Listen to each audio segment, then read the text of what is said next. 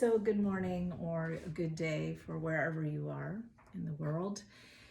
One of the things that we want to consider is in mindful movement, what is safe? And there's a tendency to view particular movements as good or bad, when in fact, the body is designed in terms of function to be able to do certain movements that ordinarily we would think of as bad. So one good example of this is with the knees going over the toes. If you've taken a lot of yoga classes, you'll probably hear the teacher say, keep the knee aligned with the ankle and making sure the knee doesn't go in or out. And sometimes you'll hear people say, don't let the knees go over the foot, so that the knee needs to stay in a position so that it's over the ankle and not going forward. But the thing is that to be able to go downstairs, the knee has to go over the foot to fully go down, not only with ease, but with safety. So in mindfulness, we really want to suspend that type of judgment in terms of viewing the body in particular movements or as good or bad, but instead to understand the nature of the mechanics of the body or the nature of the body itself.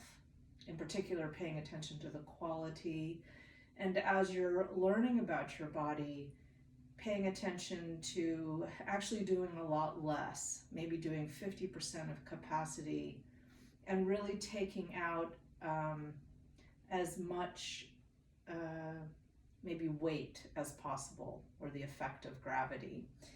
So I've recently had a meniscal tear in my right knee, and so I have needed to chunk back my regular yoga practice.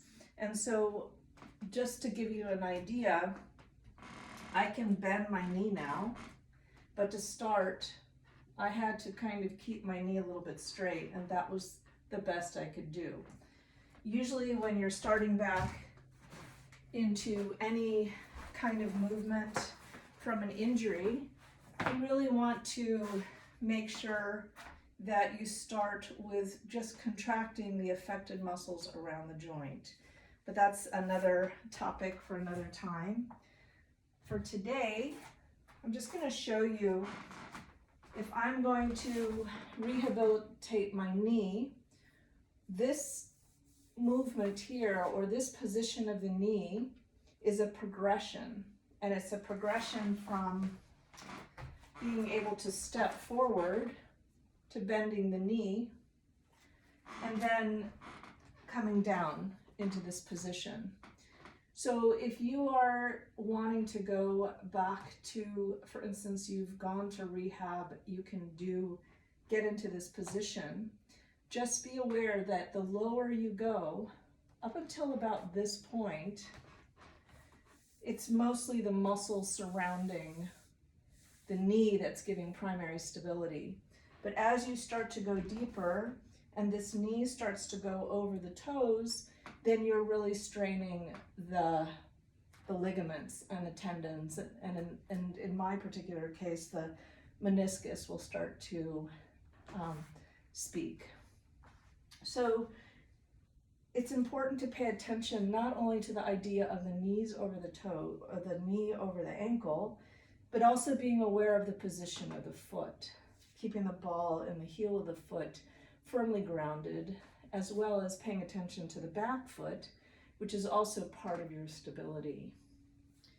So there are two things here. First, paying attention to standing and what's comfortable and what will give you stability, starting out only with a slight bend, and then progressing to this 90-degree position. So let's say you've been able to do that, you're able to stand with your knee at 90 degrees. To be able to get to this position of knees over toes while you're standing, it's important just to start to do very gentle movement of the knee over the toes. And just finding where you can do this in a pain-free place. And it might just be just a slight place. And then when you're sitting or pausing in this place, just allowing the body to settle. I find it's helpful just to allow the breath to deepen, to settle into the pelvis or even the feet, and having the hands resting on the thighs or at the hips and lengthening through the chest to the top of the head.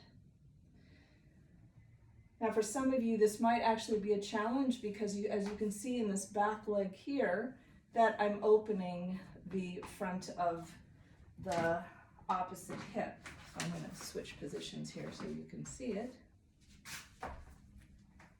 So you can see that this movement here is opening this part of the hip. Some people may not have that range of motion. If we sit all day, that is very true. So if you'd like, you can also do this in sitting, or you can make sure that you have more padding under the knee as well, but you can do this also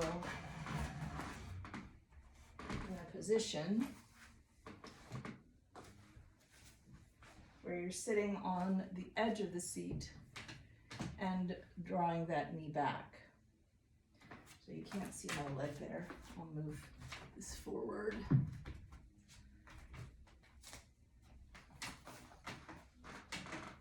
So eventually it's nice if you can get to extending this back leg. This will also give you more opening here if you'd like, but the more you bend the knee, the better it is. And it's also important while you're working on this right knee or left knee, whatever side you're on, that this back foot, noticing the difference between having the back of the foot resting versus the foot resting here, that will actually make a big difference in the overall position of the pelvis and your ability to feel stable. So really this is all about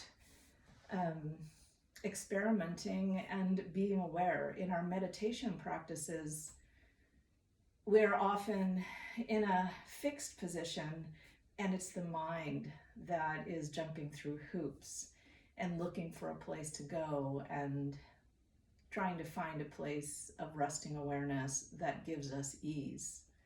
It's the same thing in the body. We've got different muscles firing. We're trying to figure out what works. So really allowing yourself to have just a little bit of compassion as you go into learning about not only how your mind works, but how your body works. So I hope that helps. If you have any questions, feel free to message or email me.